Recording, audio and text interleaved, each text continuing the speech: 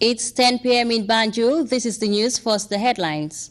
Mohamed Lamin Jiba relieved of his cabinet appointment, while Momodo Akibayo reappointed as Minister of Lands and Regional Government. Safra is coming home. The people of Upper River Region say ahead of next week's sub-regional convergence in the spiraling settlement of Basse. President Barack Obama reaffirms his administration's commitment to destroying ISIS as he met with his national security team during a visit to the Pentagon. And Muslim communities in some parts of the United States raise concern over the upsurge in hate crimes against Muslims, something they say is fueled by comments made by GOP leading candidate Donald Trump. Well, viewers, these and other stories coming ahead this half hour. WINIFRED NICOL.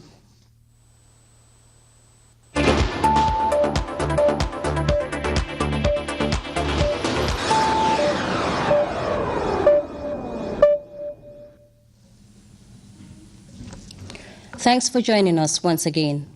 His Excellency the President of the Republic of the Gambia, Sheikh Professor Alhaji Dr. Yahya A. J.J. Jammeh Babili Mansa, acting under the provision of Section 71(4)(b) of the Constitution of the Republic of the Gambia, has decided to relieve Mr. Mohamed Lamin Jiba of his cabinet appointment as Minister of Lands and Regional Government with effect from Monday, 14 December 2015.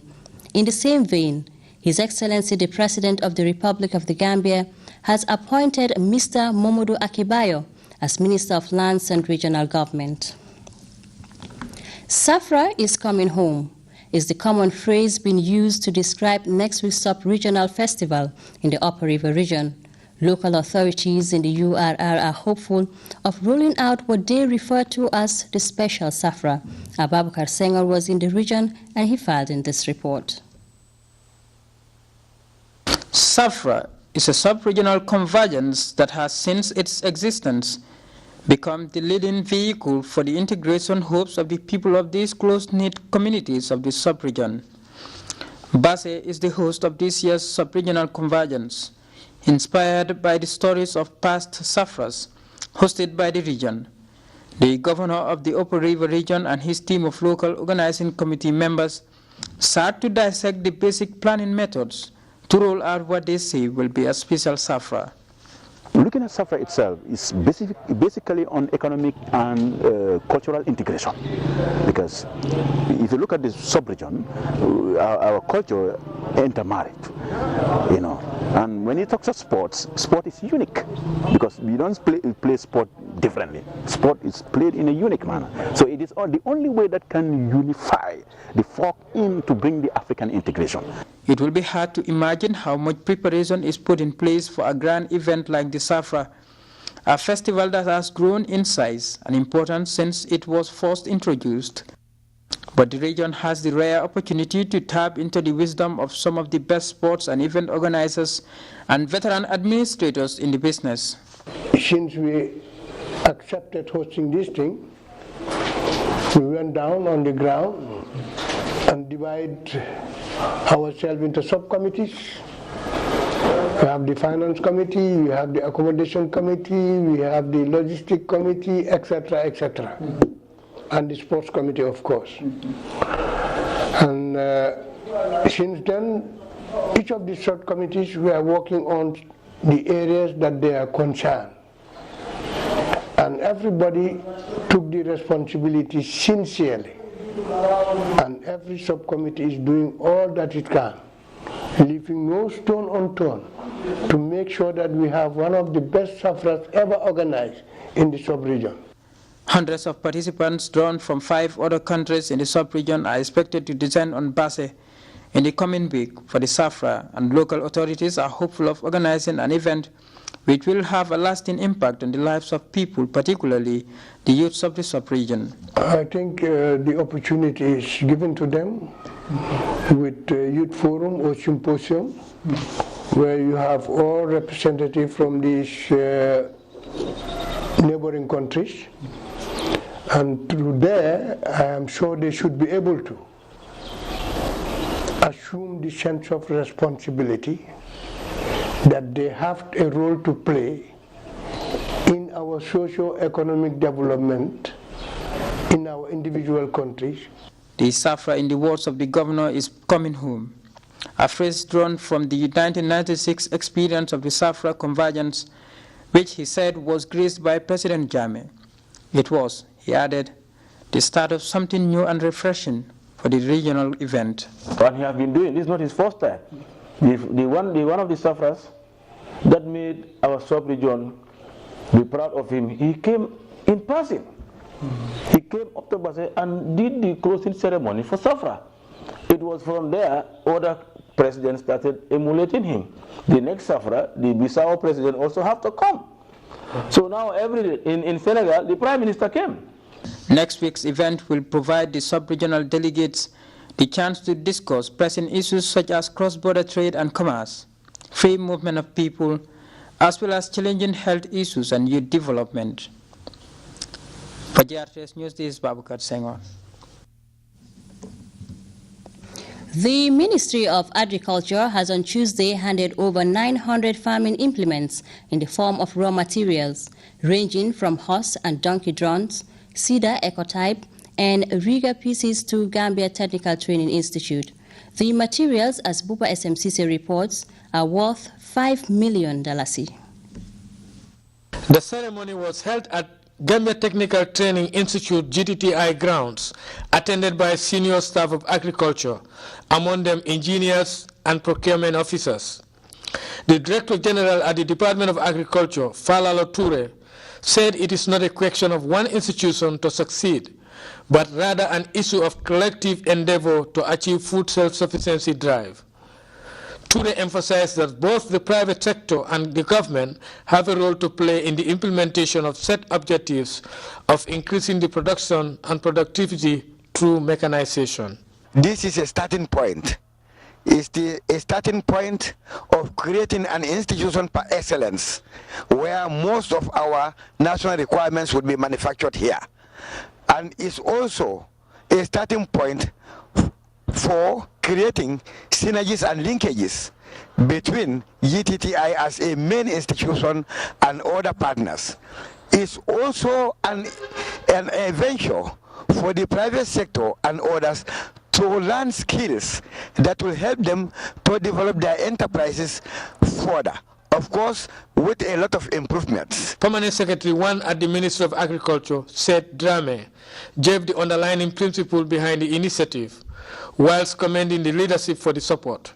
This was His Excellency's brainchild. And we took it up from there. There was this task force at the level of the ministry with GTTI. There were several meetings, and I want to seize this opportunity, first and foremost, to thank the task force, especially the engineers who were involved, and everybody else who was involved in the realization of this noble, I will call it a mini project. I think here I just need to inform ladies and gentlemen that His Excellency didn't stop there. He also decided to give blessing to this project by providing funds from the GLF to the tune of about $5 million as a seed money to kickstart the process. This is not the end, it's just the beginning. And I'm sure we'll get more money to produce more farming implements. Representing the Director of GTTI, the Director of Academy, Edward Mansal, expressed gratitude to the Ministry of Agriculture for giving them the contract and assured them of producing quality materials for farmers. I want to thank you very much for the confidence bestowed on GTTI in the production of these farming implements. And I want to assure you that GTTI forever would be committed towards the realization of Vision 2016, God willing. We would want to assure you that come the beginning of next month, the task force would need to strategize and the production would start immediately. That one I can assure you. The rationale behind the initiative is for GTTI to start producing quality sign houses and donkey drone implements, as well as cedar of ecotype towards the attainment of food self-sufficiency drive. Buba SMCC, Grts. A large groundnut farm cultivated for the Gambian leader is in the harvesting stage. The farm, located in Banjulunding, has successfully nurtured to maturity with dozens of volunteers, mainly from Ibo Town, embarking on the final harvesting process. Ibrahim Jallo reports. Volunteers from Ibo Town, mainly from the Jajo Kunda family, headed by farm manager Malafi Jajo, Sunday conveyed to harvest President Jammeh's groundnut farm in Banjul. The farm, according to Jajo, is being used for mixed cropping. He said the crops such as findi and maize were also grown on the farm and have been completely harvested. Today I am here with my family to harvest the groundnut farm dedicated to the Gambian leader. We have been working on the farm since the start of the rainy season. Thank God, the crops did well, and we are now harvesting, Jajo told GRTS. He further reiterated the significance of President Jammeh's call for Gambians to grow their own food, while calling for the citizenry to heed to the call. Suleiman Jajo, another volunteer, also explained the reasons behind Sunday's activity. We are here in response of the call to harvest President Jammeh's farm. We are aware of the importance of Vision 2016, championed by the President, and we will always work towards it. Female volunteers, including Penda Sonko and Hadi Kamara, also expressed willingness in taking part in the day-long activity, while describing Vision 2016 as a worthy cause.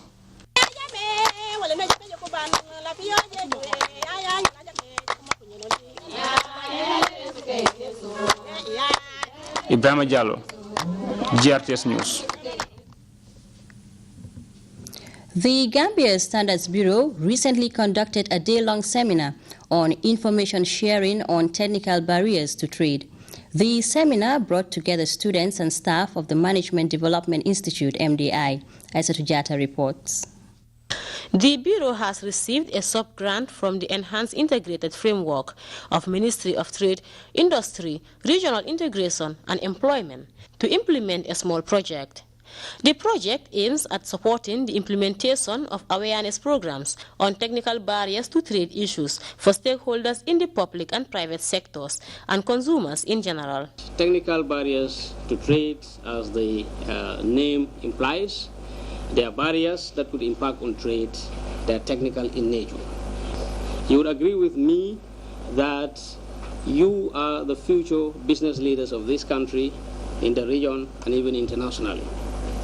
And as such, it is important that the current developments in the area of business that may be outside your regular curriculum are once in a while discussed with you to enhance your understanding and also to promote the way you view the wider world.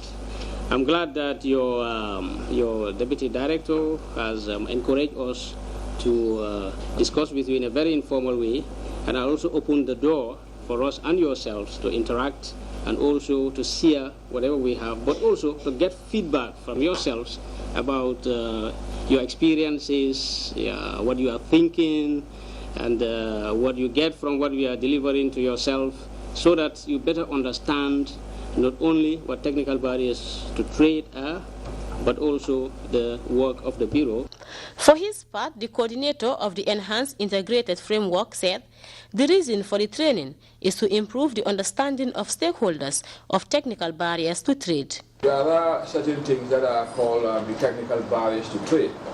Technical barriers to trade is one of the World Trade Organization agreements which all members of the WTO are to comply on the agreement on the trade, technical barriers to trade. And I think the purpose of this gathering is to expose you to those technical barriers to trade as far as standards are concerned. Most of it has to do with how the product should be presented in the market, which covers the labeling and the product characteristics. And also it goes even beyond that, which is the health and hygiene aspects of products that are consumed, especially. Fatou Ebari of the Management Development Institute further urges participants to take part in the discussions during the program. As we all know, here at MDI, learning is not only limited to the classroom. Learning goes beyond the borders of the classroom. And learning, the main or the most important aspect of learning should be extended to the environment in which we operate, which is within our country and of course outside the country. This is a great opportunity for information sharing. The Standards Bureau, Gambia Standards Bureau, taking time off their busy schedules to come and share with us on their mandates, and thus creating information. This program is set to provide participants with the basic knowledge of issues related to this important subject. Aissatou Diatta, GRTS. We will be back with news from outside the Gambia after this break. As part of activities marking the Gambia's Golden Jubilee, the Ministry of Basic and Secondary Education presents the finals of the Miss 22nd July Scholarship Pageant 2015. The Miss 22nd July Scholarship Pageant showcases the talents of young people through academic excellence, brains, and beauty. It is a unique opportunity for participants to win a scholarship from bachelor's degree, master's to PhD level. The theme for this year is educating and empowering girls for a prosperous Gambia, striving for food self-sufficiency for sustainable development. Under the distinguished patronage of His Excellency the President of the Republic of the Gambia, Sheikh Professor Dr. Alhaji Yahya J.J. Jammeh Babili Mansa, joined the organizing committee of the Miss 22nd July Scholarship Pageant, with the finals happening live at Jembe Beach Hotel, former German, on Saturday, December 19, 2015, commencing at 8 p.m. Tickets, students, $300, ordinary, $500, patron, $1,000, and dedicatees, $2,500. Performing artists include Yusuf Angom, Sajo Suso, Manding Mori, and Abuan Fafa. Main sponsors, Mopsi, Mohast, GPA, Nawek. Co-sponsors, MDI, Moisi, GRTS, GTTI, Nifty ICT Solutions. For information on tickets, contact 999-1684 or 342-6335. Welcome back. U.S. President Barack Obama is under pressure to reassure Americans that his strategy to defeat the ISIS is working, and he is taking heed from the United States Republican candidates. President Obama met with his national security team during a stop at the Pentagon. In a statement, the U.S. president said the United States is committed to destroying ISIS. CNN's Jim Acosta reports. With the public growing anxious about his plan to destroy ISIS, President Obama stopped by the Pentagon, where he offered up a commander-in-chief image with the wartime rhetoric to match. We are hitting ISIL harder than ever. The point is, ISIL leaders cannot hide, and our next message to them is simple: you are next. The president met with nearly every member of his national security team for a deep dive into the military campaign to defeat ISIS. So far, Mr. Obama said, the U.S.-led coalition has delivered 9,000 airstrikes against ISIS, targeting its oil infrastructure and forcing the terror army to give up 40% of its territory. But the president acknowledged progress isn't coming fast enough. This continues to be a difficult fight. As I said before, ISIL is dug in, including in urban areas, and they hide behind civilians, using defenseless men, women, and children as human shields. The president's focus on ISIS comes as Republican White House candidates are slamming his approach as too weak and advocating a bigger U.S. commitment on the ground. Number one is put together a global coalition on the ground made up primarily of Arab Sunnis. It will require embedding alongside them special operators from the U.S. and other international partners.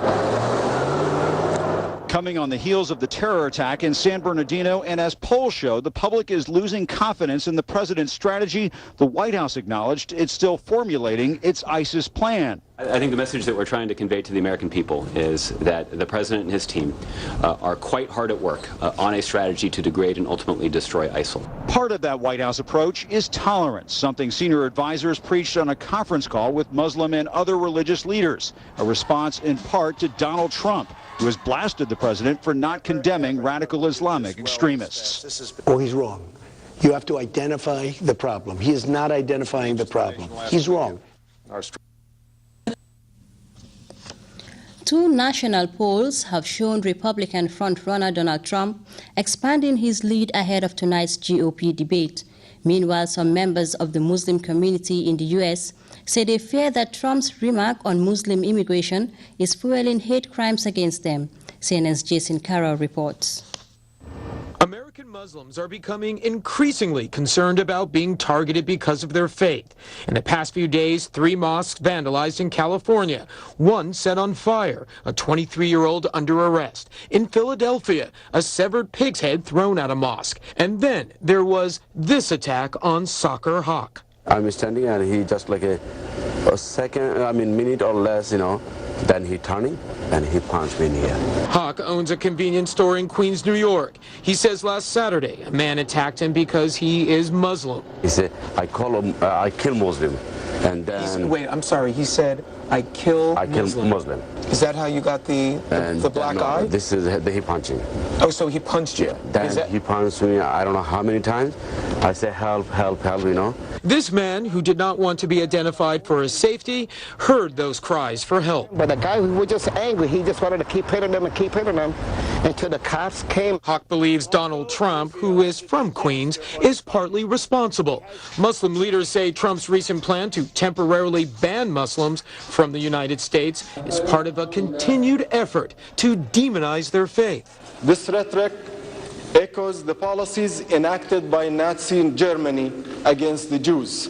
Trump's and Carson's mainstreaming of Islamophobia in the election is inciting real discrimination, real hate crimes. Nihad Awad called out not only Trump and GOP candidate Ben Carson for his claim a Muslim should not be president, but also New Jersey Governor and GOP candidate Chris Christie. I think many Muslims in New Jersey feel a sense of betrayal for what Governor Christie has done. Why betrayal? Many New Jersey Muslims thought Christie was an ally, but now disappointment over this comment from Christie about Syrian refugees. I don't think orphans under 5 are being, should be admitted into the United States at this point. In the Republican primary campaign, Muslim bashing seems to be the red meat that the candidates are throwing to some of their supporters. As for Trump, a new ABC Washington Post poll finds nearly 60% of Republicans support his plan. The frontrunner himself says he has support among the Muslim community. I have many friends that are Muslims, and I will tell you, they are so happy that I did this because they know they have a problem. But for Soccer Hawk, his problems are just beginning. He's on his way to speak to the district attorney, hoping his attacker gets the punishment he deserves. Jason Carroll, CNN, Queens, New York. We take our second break now. Sports is next. Stay tuned.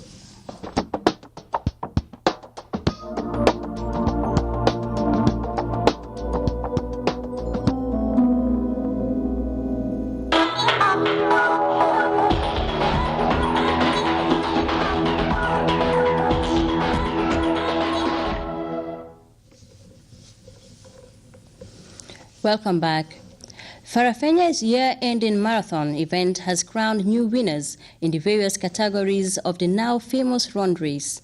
The 4th edition of the event attracted the participation of scores of top national athletes. Babukar Senghor reports.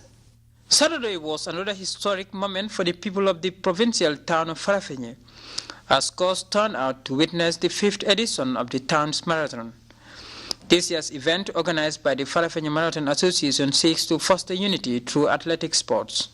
Demba Marong of the Gambia Police Force emerged the champion of the 2015 male race after he completed the 10-kilometer race in 32 breathtaking minutes. It took me a long way before winning the race because it has taken me nearly 3 years. Since the initiation of Farafenye Marathon, I've been taking second for 3 years now during the Farafenye Marathon. So this year I began to say to myself, the person who takes first is training. So let me also make my effort and double up my training so that I can also be the winner of one day. The 5-kilometer for female was a thrilling contest. Gambia's new middle and long distance queen, Sona Sao, beat up the challenge of last year's defending champion to secure the title for her first win in the Farafenye Marathon. This year, I put it in at the back of my mind and I spoke to my coach that I want to go and compete Farafenye because I have never been to Farafenye. This is my first experience. But since then, he told me, okay, I will take you to Farafenye. I was very impressed and I was training very hard. So to make sure that when I come here to make a record. Action continued with the crowning of a new champion in the 15-kilometer bicycle race after Boubacar Tangara broke Chandu Cisse's 4-year-old stranglehold on the title. Sports brings excitement in this part of the country and also serves as a unifying force, fostering unity among the youth of the country, as well as help those with athletics talent to showcase their skills. The people who took force here came all along from Banjul to participate in Farafenni. And they are institutional athletes, that is the police and other institutions. So you see how sports can bring people together. But by extension, as I said, I am not going to give you sweet words. I want the sporting associations to unite and make one. I will tell you in our this policy that is in the House of Parliament, the sports structure, we have our headquarters, that is MOIS, the Ministry of Youth and Sports. That's where we have the minister, the permanent secretary, 2 deputy permanent secretaries, youth and sports. Since in the beginning, that is one of our aims and objectives, that is to bring the youths together. And we have seen that from all angles, people have come here. And from all the regions also, people have turned up to our call to come and participate in the 5th edition of Farafenni Marathon. Over the years, the competition has gained greater momentum in attracting more athletes across the country. I thank you sincerely for participating in this year's program. And I would go further to tell you that the sky is the limit for you. The leadership of this country, the President of the Republic, Sheikh Professor Dr. Alhaji Yahya AJ Jammeh, is going all out to make sure that you get what you want, the youths of this country. The Farafenni Marathon was initiated by the youths of the town 5 years ago with the objective of helping raise funds for some important social initiatives. Organizers are hoping to introduce more sporting events to enable the participation of disabled persons and better prepare athletes for national competitions too. For Grts Sport, this is Babukar Senghor. And before we take leave of you, a recap of the day's main stories. Mohamed Lamin Jiba has been relieved of his cabinet appointment, while Momodo Akibayo reappointed as Minister of Lands and Regional Government. Safra is coming home. The people of Upper River Region are saying ahead of next week's sub-regional convergence in the aspiring settlement of Basse. President Barack Obama has reaffirmed his administration's commitment to destroying ISIS as he met with his national security team during a visit to the Pentagon. And Muslim communities in some parts of the United States have raised concern over the upsurge in hate crimes against Muslims, something they say is fueled by comments made by GOP leading candidate Donald Trump.